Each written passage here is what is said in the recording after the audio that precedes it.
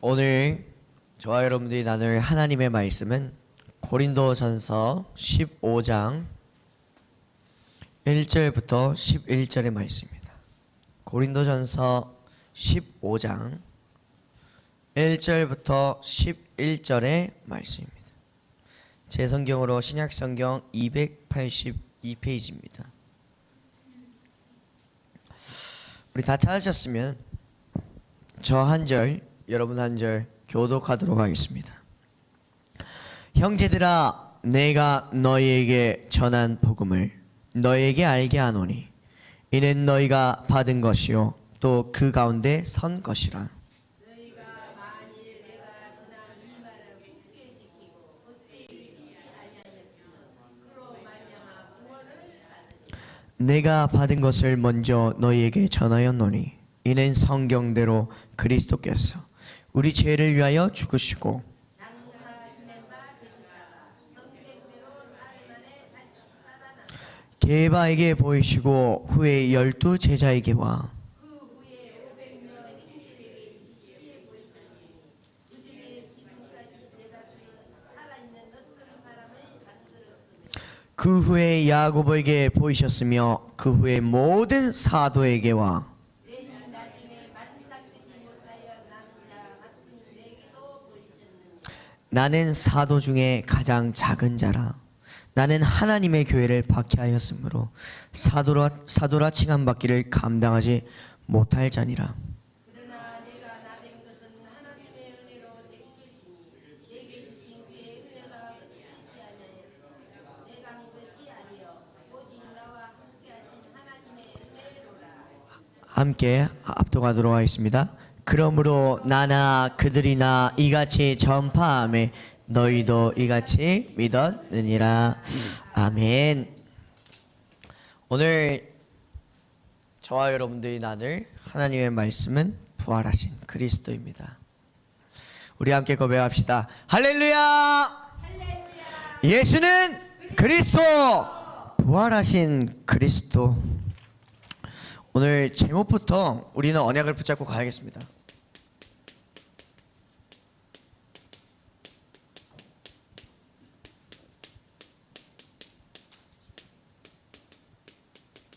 고린도전서 15장 1절에서 11절 말씀을 우리가 함께 합독하였습니다.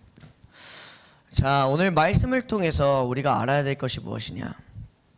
오늘날 많은 렘넌트들이 사실 고민을 하죠. 그리고 갈등을 하죠. 어떤 갈등을 하고 어떤 고민이 있느냐? 어릴 적부터 많은 렘넌트들이 복음을 들어왔습니다.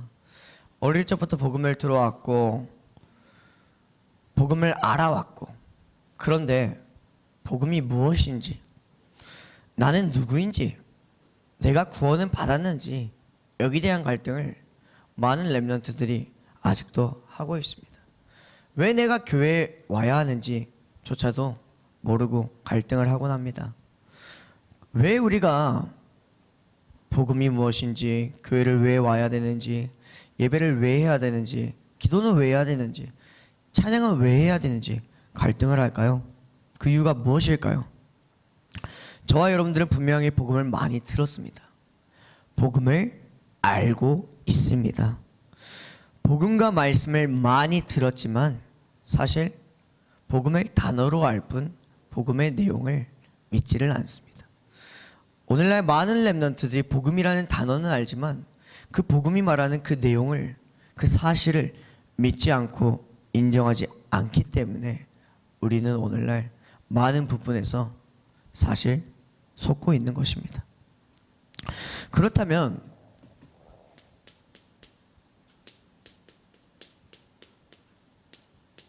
오늘 본문 말씀을 통해 우리가 질문해야 될 게 있습니다. 이 복음을 믿는다는 것은 대체 무엇인가?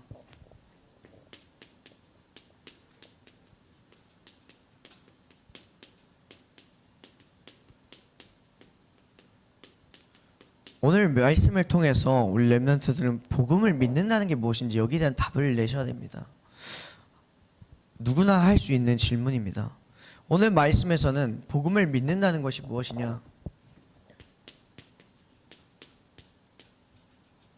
이 복음을 믿는다는 것은 예수님의 죽음과 부활을 역사적 사실로 인정하는 것이다, 믿는 것이다 라고 이야기를 하고 있습니다. 오늘 본문 말씀을 통해서 사도 바울의 고백처럼 예수님께서는 저와 여러분들을 구원하시기 위해 이 땅에 오셨죠. 하나님의 말씀에 불순종하고 하나님을 떠나 살 수밖에 없었던 나, 무엇이 죄인지 렘넌트들이 묻지 않습니까? 왜 내가 태어날 때부터 죄인지 묻지 않습니까? 태어날 때부터 나를 위해 살 수밖에 없었던 나, 하나님의 말씀과 동떨어져서 하나님의 말씀을 듣고도 하나님의 말씀인 줄 모르고 하나님의 은혜가 없이는 하나님의 말씀이 이해가 되지 아니하고 예수 그리스도가 아니고서는 하나님과 함께 할 수가 없었기 때문에 하나님께서는 우리의 죄를 해결하시려고 예수 그리스도를 보내주신 겁니다. 이 예수님께서는 구약의 예언대로 동정녀, 처녀 마리아를 통해서 이 땅에 오셨죠. 사람들이 묻습니다. 왜 예수만 그리스도냐? 왜 우리가 예수 그리스도를 믿어야 됩니까? 예수님께서는 예언대로 이 땅에 오셨기 때문에, 처녀의 몸을 통해서 이 땅에 오셨기 때문에 완전한 사람으로서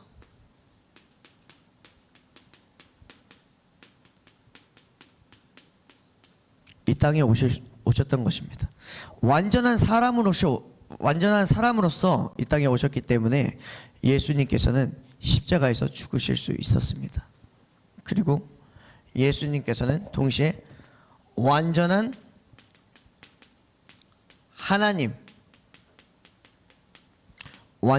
하나님이셨기 때문에 죽으신 지 3일 만에 부활하실 수 있었습니다. 이 사실을 믿어지는 것이 사실 은혜입니다. 지식적으로 이해할 수가 없습니다. 하나님의 은혜가 아니고서는 시인할 수가 없습니다. 이 사실을 믿어지는 것이, 인정되어지는 것이, 이게 실제로 있었던 사건이라는 것을 인정하는 것이 복음을 믿는 것입니다. 그래서 오늘 서론이 무엇이냐? 오늘 저와 여러분들이 알아야 될 서론, 이 성경은 신화가 아니라는 것입니다. 성경은 신화가 아니라 성경은 실화라는 것입니다. 많은 렘넌트들이 착각을 합니다. 그리고 잘못 알고 있습니다. 대부분의 렘넌트들이 이 성경을 볼 때 성경을 그리스 로마 신화, 전래동화, 단군 신화와 같이 이야기책, 실제로 없었던 이야기, 그냥 우리가 공부해야 될 국어, 수학, 영어처럼 학습지, 교과서 이런 수준으로 성공을 위해서, 나에게 유익한 것을 위해서 보곤 합니다. 그런데 이번 주 우리가 한 주간 붙잡아 왔던 강단 말씀을 통해서 예수님께서는 뭐라고 하셨냐? 이 성경의 말씀은 지금도 동일하게 역사하고 있다는 겁니다. 예수 그리스도의 현재 사역, 예수님이 하신 일이 지금도 그 구원의 사역이 이어지고 있다는 것입니다. 그래서 우리에게 증인이 되라 라는 미션을 주셨죠. 우리가 무엇에 관심을 둬야 되냐? 렘넌트들은 정확하게 내가 구원의 확신이 있다, 나는 정말 하나님의 자녀다 라는 사실이 믿어진다면 정말 우리가 올바르게 관심을 어디에 둬야 되는지 오늘 정확하게 말씀을 붙잡아야 됩니다. 예수님의 관심은 어디에 있었습니까? 예수님의 관심은 오직 성령에 있었습니다. 예수님의 관심은 오직 권능에 있었죠. 그리고 예수님의 관심은 오직 증인을 세우는데, 오직 증인이 되는 데에 관심이 있었습니다. 왜 오직 성령일까요? 우리는 육신의 몸을 입고 있습니다. 아니라고 할지라도, 나는 하나님을 전적으로 사랑한다고 할지라도 우리는 사실 이 예배 자리에 오는 것조차도 힘든 사람들입니다. 당연히 먹고 살려면 일을 해야 되는데 일을 하는 매일의 일상조차도 지치고 힘든 나약한 존재입니다.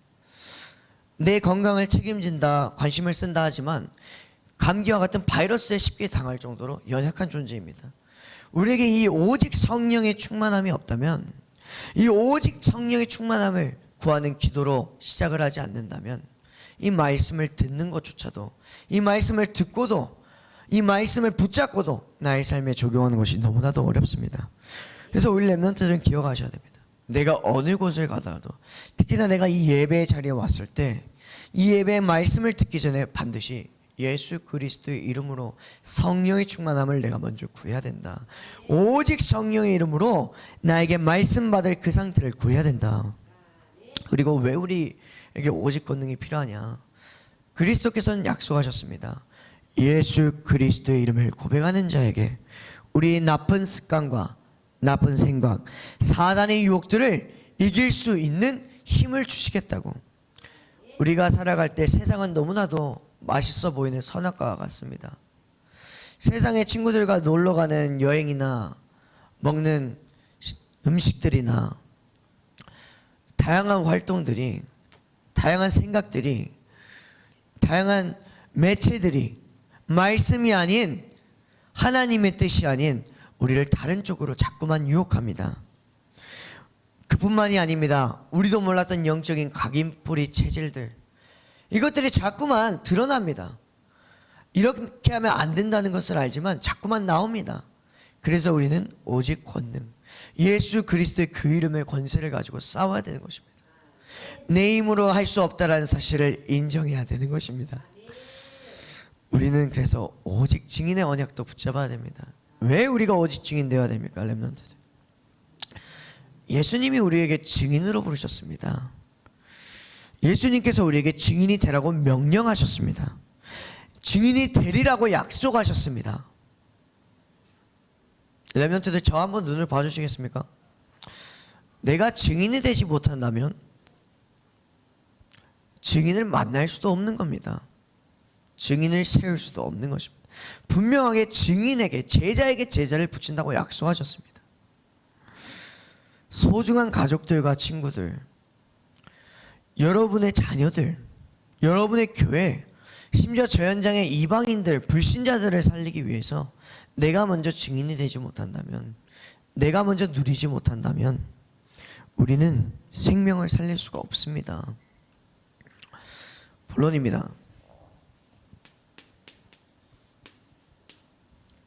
오늘 본론 말씀이 무엇이냐? 하나님의 말씀은 지금도 역사하고 있다.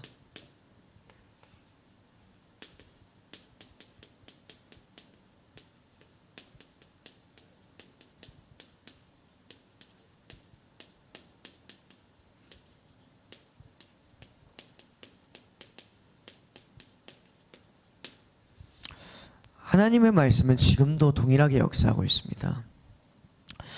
우리는 하나님의 절대 주권을 믿는 사람들이잖아요.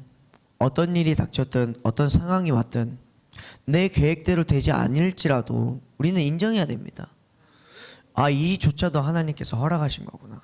하나님의 계획이구나. 그러면 하나님의 뜻은 무엇일까? 하나님이 지금 나를 향한 계획은 무엇일까? 여러분들, 실수하고 잘못하고 계획대로 되지 않을지라도 낙심할 필요가 없습니다. 심지어 여러분들이 누군가를 돕고 싶어도 그 사람이 따라오지 않을지라도 우리는 괜찮습니다. 왜냐? 여러분들이 기도하고 있다면 하나님께서 그 사람을 작업하고 있기 때문입니다.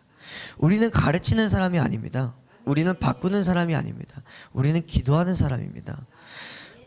그래서 하나님께서는 저와 여러분들을 누구로 부르셨나요? 세상을 살리는 빛과 소금으로 부르셨다 했습니다. 이 언약 붙잡으면은 살릴 수가 있습니다. 마태복음 5장 1절에서 13절, 지난주 본문이었죠. 오늘 말씀을 보니까 본론에서 우리가 봐야 될 게 무엇이냐? 첫 번째로, 아직도 의심하는 제자들이라고 했습니다.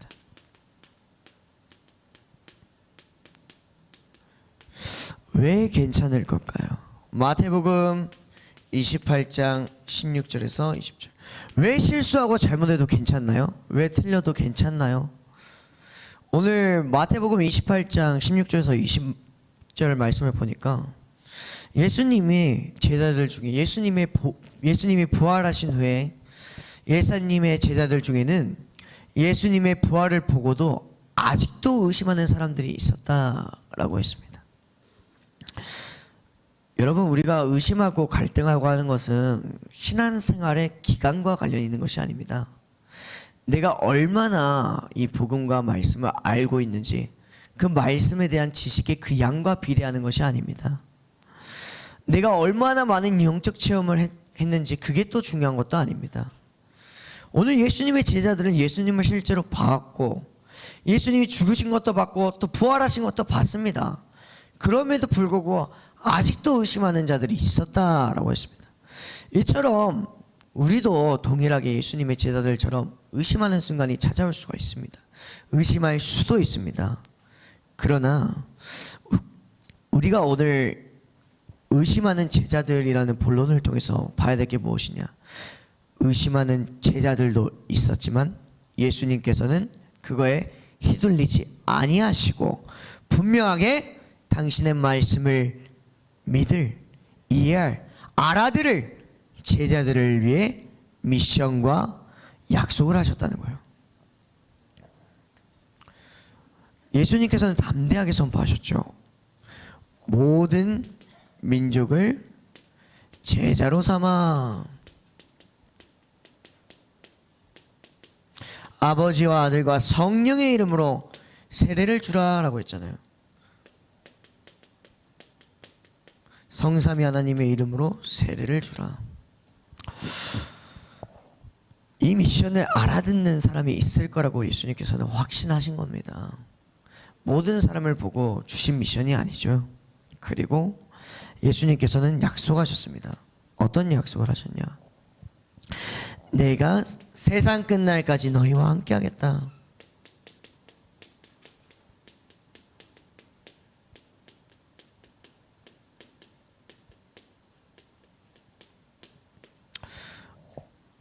예수님의 미션을 알아듣는 자, 모든 민족을 제자 삼는 자, 아버지와 아들과 성령의 이름으로 세례를 베푸는 자, 그 미션을 알아듣는 자와 예수님께서는 평생 함께 하겠다고 약속하셨습니다. 그렇기 때문에 우리는 괜찮은 것입니다. 두 번째로 무엇이냐? 믿고 세례를 받는 사람에게 구원을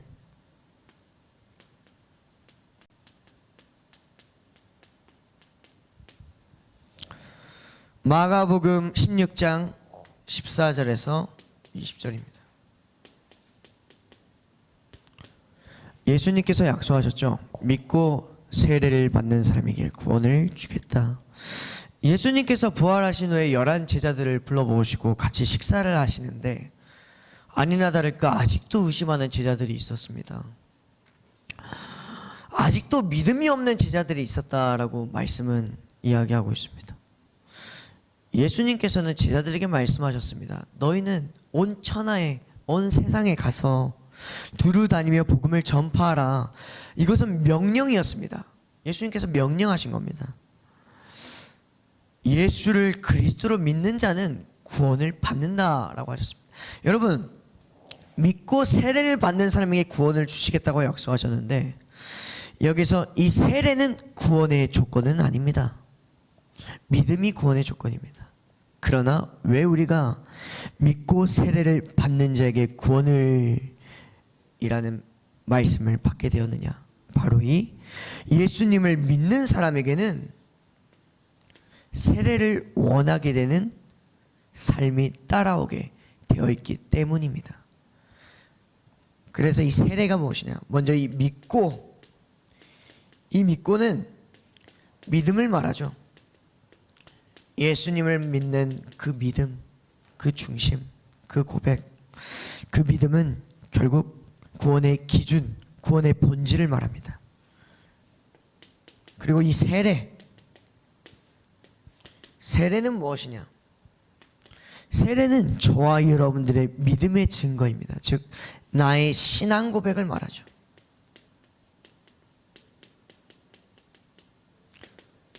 저와 여러분들의 삶이 바뀌는 것이 구원의 조건은 아닙니다. 착하게 사는 것이 구원의 조건은 아니죠. 남을 돕는 것이 구원의 조건은 아니죠. 그러나 예수 그리스도를 믿고 그를 닮기를 원하는 사람은, 그 하나님의 자녀는 삶의 변화가 올 수밖에 없는 것이죠. 그래서 예수님께서는 약속하셨습니다. 우리의 연약함을 아시는 예수님께서는 무엇을 약속하셨냐? 믿는 자, 믿는 너희에게 내가 귀신을 쫓아낼 권세와 성령의 충만함을 주겠다.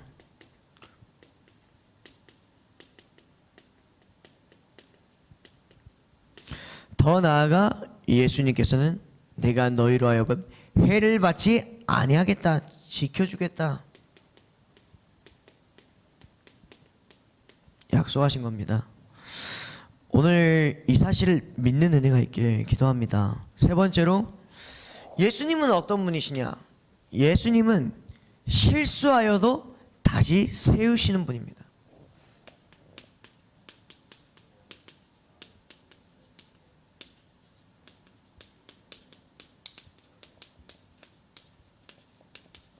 예수님은 실수하여도 다시 세우시는 분입니다. 요한복음 21장 15절에서 18절 말씀. 이번에 제가 말씀 준비를 하면서 가장 많은 은혜를 받았던 본론 중에 하나가 바로 이 세 번째 본론입니다. 예수님께서는 제자들을 절대로 포기하지 않는 분이십니다. 누구보다도 먼저 찾아가시고요, 누구보다도 먼저 위로하시고요, 누구보다도 먼저 다가가셔서는 그의 연약함을 괜찮다라고 말씀하시고 다시 사명자로 일으켜 세우시는 분이십니다. 예수님은 오늘 이 요한복음 21장 15절에서 18절 말씀을 통해 우리의 신앙 고백을 다시 확인하길 원하시는 분이십니다.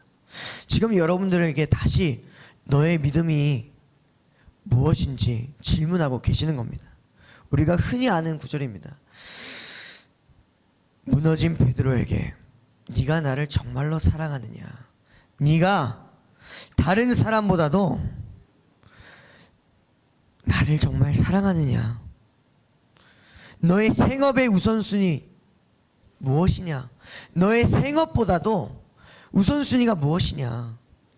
이 질문하는 구절이죠. 예수님께서는 질문하셨습니다. 너가 이 사람들보다 나를 더 사랑하느냐?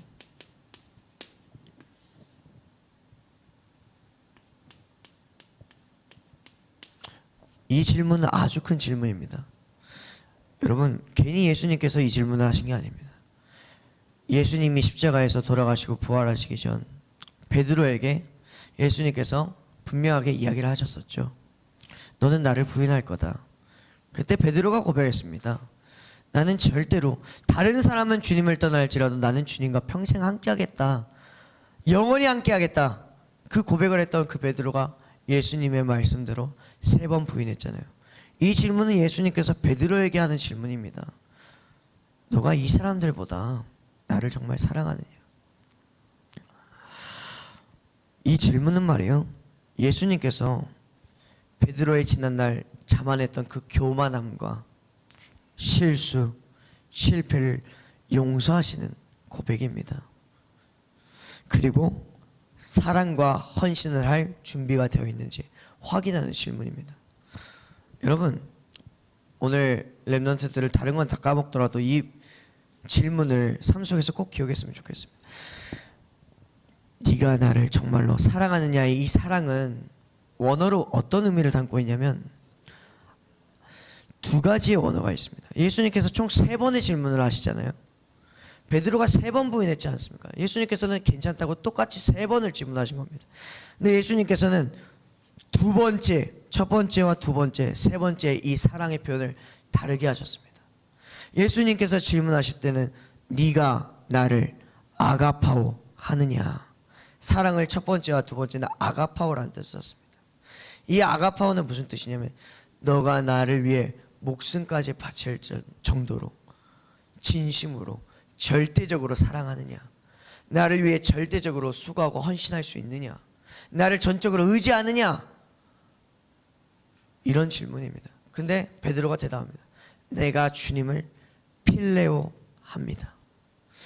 예수님께서 첫 번째와 두 번째는 아가파오, 아가페의 동사형입니다. 이렇게 질문하시는데 세 번째는 필레오로 질문합니다. 베드로는 처음부터 끝까지 필레오라고 대답을 합니다. 베드로는 자신이 없었던 겁니다. 본인 스스로가 나의 연약함을 한 겁니다. 이 필레오가 무슨 뜻이냐. 내가 주님을 영원한 벗으로 고백합니다. 내가 주님과 영원히 동행하겠습니다. 내가 주님과의 우정을 영원히 기억합니다. 베드로가 차마 나의 인생의 모든 것을 주님께 걸 수 있다라는 그 고백까지는 할 수가 없었던 것입니다. 이 수준을 아시고 예수님께서는 세 번째 질문 때 베드로의 수준에 맞게 네가 나를 필레오 하느냐, 너가 나의 영원한 친구가 되어주겠느냐 라고 질문하신 겁니다.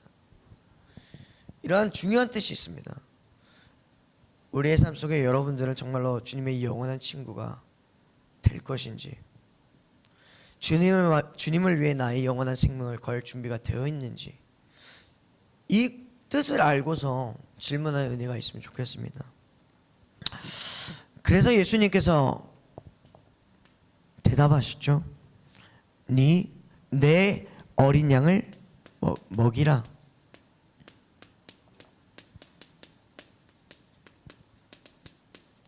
베드로에게 내 어린 양을 먹이라.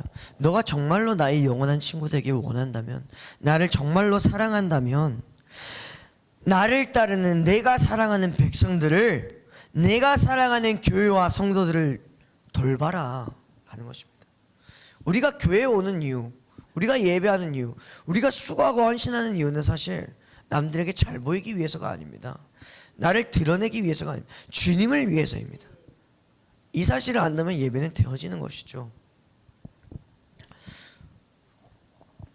네 번째 본론, 성령으로 세례를 받으리라.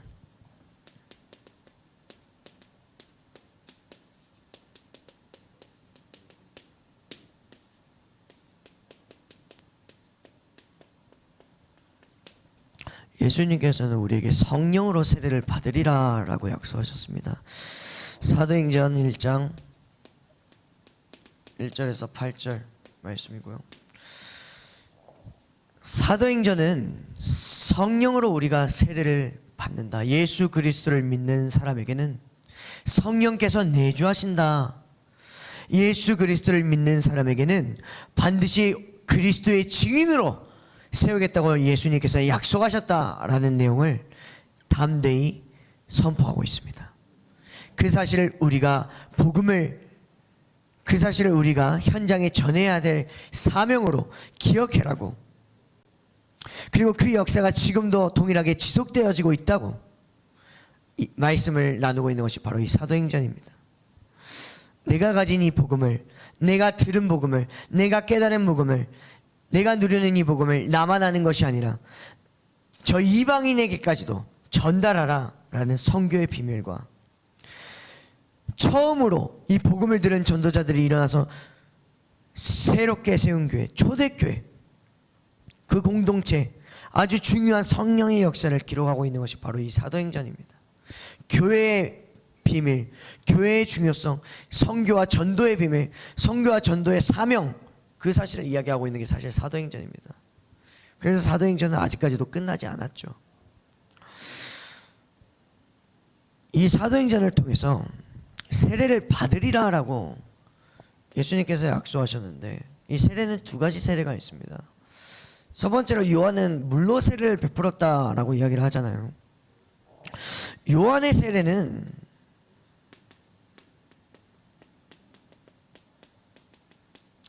물세례입니다. 지난날 요한의 세례를 통해 물세례를 받았다 하면 저와 여러분들이 입술로는, 겉으로는 하나님 믿는다고 고백했습니다. 겉으로는 나 열심히 살고, 겉으로는 열심히 신앙생활 했습니다. 겉으로는 열심히 교회 왔습니다. 그게 물세례입니다. 내가 신앙을 고백하는 것, 내가 겉으로 표현하는 것, 외적인 회개, 내가 주님 잘못했습니다 말로 하는 고백입니다. 근데 주님께서 말씀하신 이 성령 세례는 무엇이냐?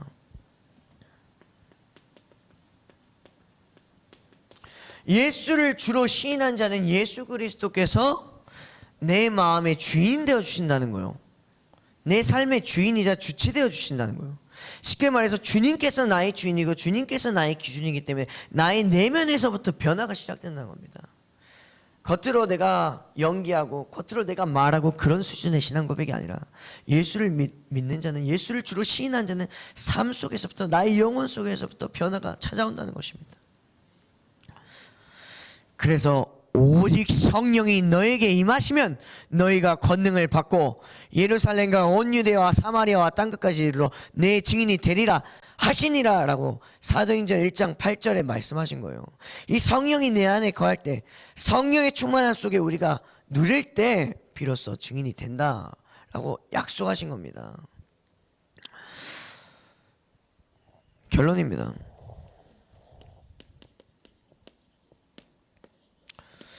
결론. 그래서 복음을 믿는다는 것은 대체 무엇이냐?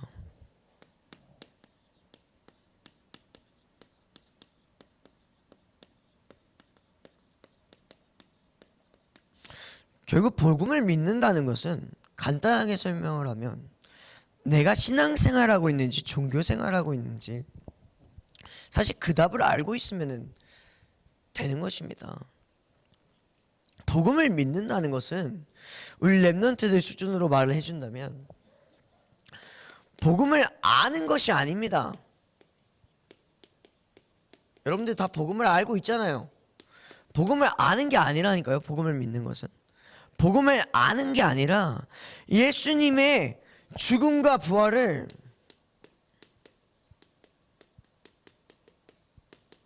실제로 믿는 것입니다.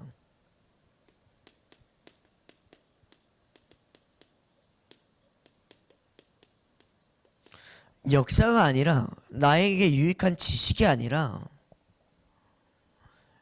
예수님께서 왜 이 땅에 오셨는지, 예수 그리스도께서 왜 죽으시고 부활하셨는지, 왜 내가 예수 그리스도를 믿어야 하는지, 그 사실이, 구원의 본질이 믿어지는 것, 그게 역사적 사실이고 지금도 동일하게 이루어지고 있다는 사실이 믿어지는 것, 그게 복음을 믿는 겁니다. 그래서 그 믿음 가진 자, 그 복음을 믿는 자는 할 수 있는 겁니다. 갈 수 있는 겁니다. 아는 것입니다. 예수 그리스도께서 나를 세상의 빛과 소금으로 부르셨다라는 사실이 믿어지는 겁니다. 그리고 이 길을 갈 수 있는 것입니다. 이 믿음을 가진 자가 세상의 빛과 소금으로 살아가게 됩니다. 이 사실을 믿는 자가 증인으로 서는 것입니다. 이번 한 주간 우리 다시 한번 질문을 했으면 좋겠습니다. 다시 한번 질문 속에 살아갔으면 좋겠습니다. 힘들 수도 있고 의심될 때도 있을 것입니다. 갈등이 될 때도 있을 것입니다. 근데 그때마다 제가 예전에 신앙이 흔들릴 때 했던 질문들입니다. 스스로 네가 나를 정말 사랑하느냐? 라는 예수님의 질문을 나에게 적용해 본 거죠. 이번 한 주간 여러분들이 그 삶의 질문을 적용해 봤으면 좋겠습니다. 다시 한번 내가 정말 예수를 사랑하는가? 내가 정말 예배를 사모하는가? 내가 정말 기도를 사모하고 찬양을 사모하고 내가 정말 교회를 사모하고, 예수님이 내 어린 양을 먹이라 라고 하셨는데 예수님의 관심이 있는 저 불신자 이방인의 뜰, 아이들의 뜰, 기도의 뜰 사랑하는가? 나의 수준은 지금 어느 수준에 있는가?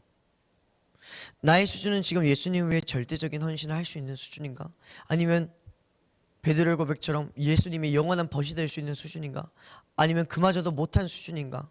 어느 수준에 있는지 질문을 하며 우리가 정말 예수님께서 가르쳐 주신 예배, 예수님께서 이 땅에 오신 그 이유를 언약으로 붙잡고 삶의 증인으로 쓰임받는 복음을 증언하는 중고등부 대청볼 렘넌트들이 되기를 기도합니다.